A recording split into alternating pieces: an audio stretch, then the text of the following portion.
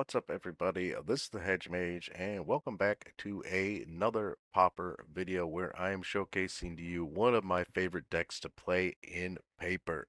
So if that sounds interesting to you, definitely stick around as we'll be going over the full deck and giving a brief overview of all the various card choices in both the main deck and the sideboard. So the deck that we're talking about today, guys, is White Weenie, and I wanted to do a video about it because even though I did not pilot it at the last Friday Night Magic tournament that I went to, a friend of mine did as I lent the deck to them, and they did do fairly well with the deck. So I definitely wanted to take a look at that and show it to you guys.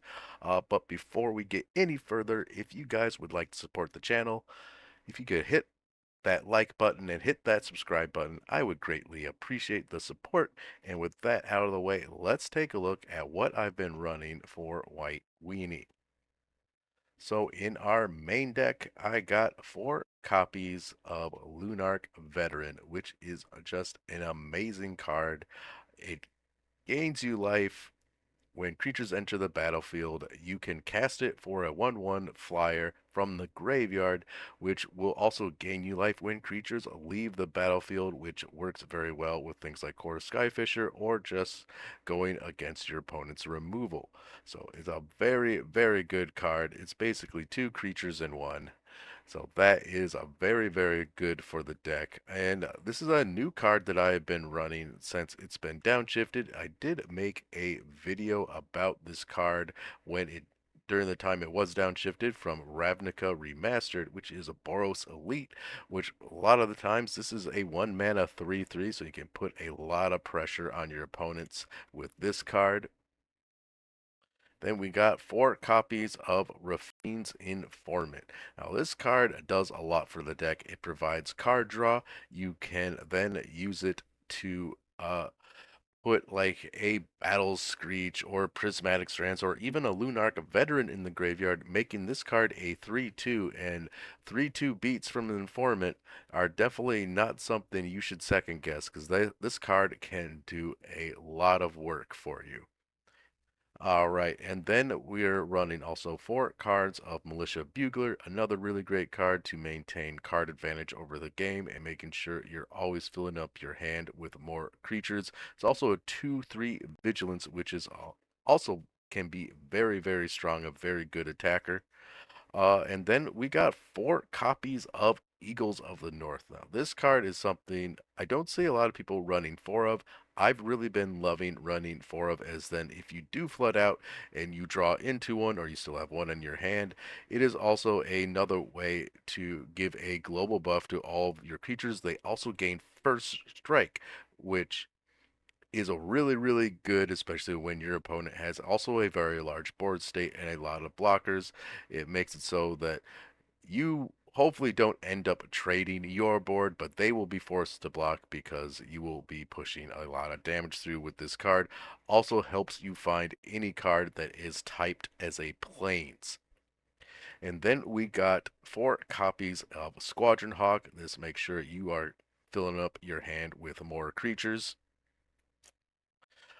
And we got 4 copies of Core Skyfisher, which you can do there's a lot of lines you can do with Core Skyfisher in the deck. Bouncing lands like Idyllic Grange, or bouncing creatures to make use of more ETB effects from them, like say your Militia Bugler is a really good one, or even your Rafine's Informant if you do just want to try uh, drawing more cards. Then we got 2 copies of Recommission. So a nice little reanimator package for the deck if we are going up against an opponent that has a lot of removal. And I got 3 copies of Battle Screech. So this is a great thing to pitch with your informant as it creates more birds for you. And they are all, flyers. So that is really great. Definitely helps you put a lot of damage through. You can also flash it back very easily. Well, can get a lot of power on the board that way. And then one of my pet cards in a very spicy bit of my brew for White Weenie is Rally the Peasants over Guardian's Pledge. And I'm doing this so that I can pitch it with Rafine's Informant. I can also flash it back, so if my first attack doesn't kill them, hopefully the next one will. Say if they had a prismatic strands or a moment's peace or something like that.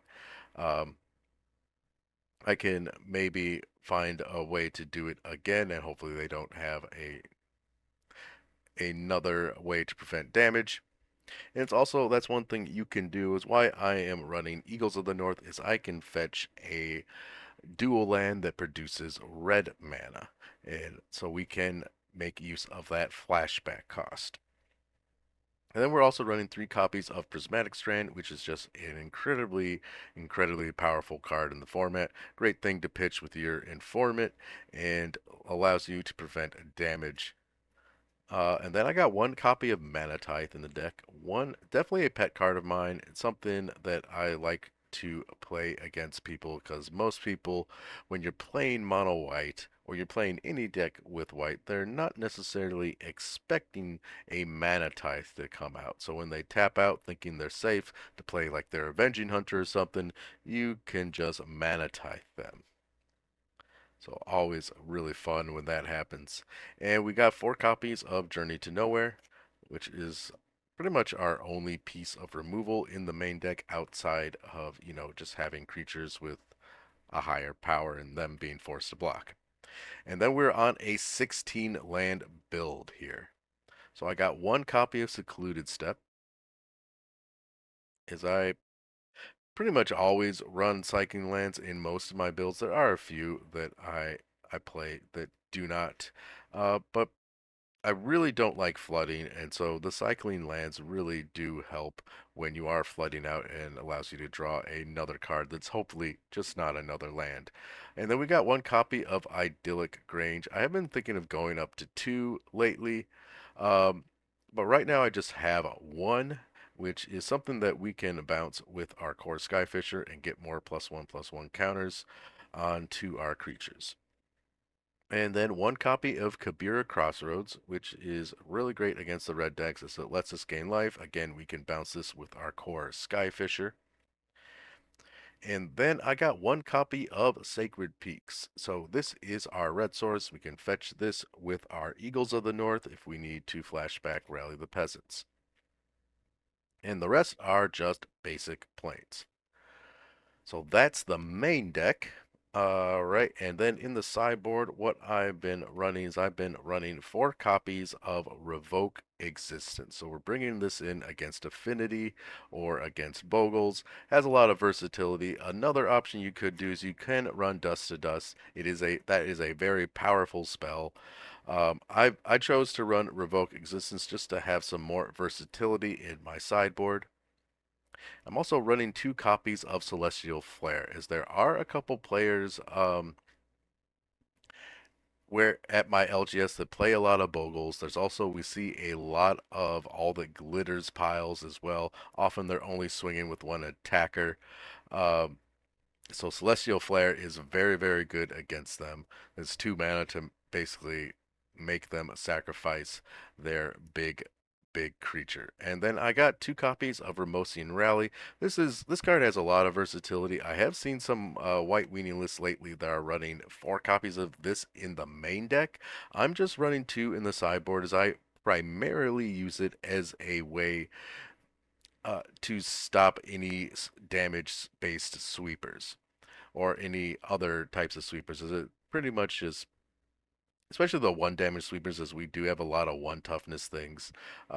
We can basically negate that spell with this by increasing the power and toughness of all of our creatures, and also we can also use it to just run over our opponents if we need to do that.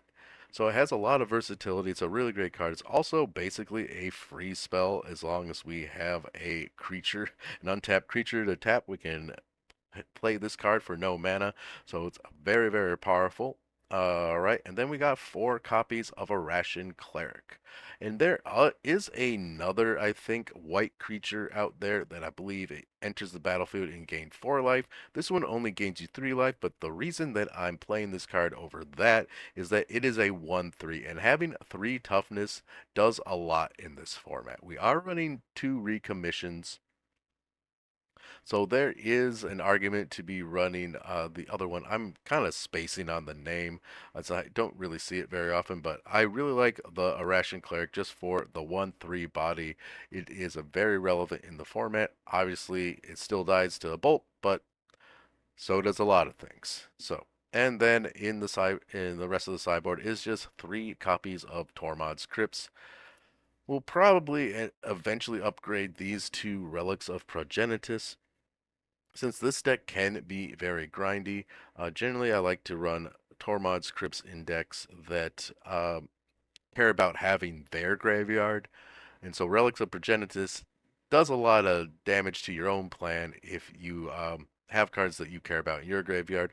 Certainly, there are a couple cards in our deck that we do care about, that being our Prismatic Strands, our Lunarch Veterans, and our Battle Screeches. But I think we can still possibly go to relics with this deck. Right now, I just have the Tormod scripts, but eventually that might change. And that's the full deck, guys. That's I really enjoy playing this deck. It is a lot of fun to pilot. It's also something that you can play if you really don't want to have to think very hard, and I don't mean that as a criticism to anyone that does play this deck and enjoys playing this deck. It's just, I think one of the bonuses of it is that you can just play lands, play creatures, turn them sideways, and that's most of what you have to know how to do. The deck is very proactive. It does have a few pieces of interaction, but it is a very fun deck, and I've really enjoyed playing it. Have a have a link to the full list in the description if you want to check it out for yourself. But very interested to hear from you guys too on like what you think of the list. Do you play White Weenie yourself? And are there things that you're running in the main board or the sideboard that differs from mine? I would very much like to hear your thoughts about that. But that's going to do it for today. As always, I hope you all are having a wonderful day, and I will see you all next time.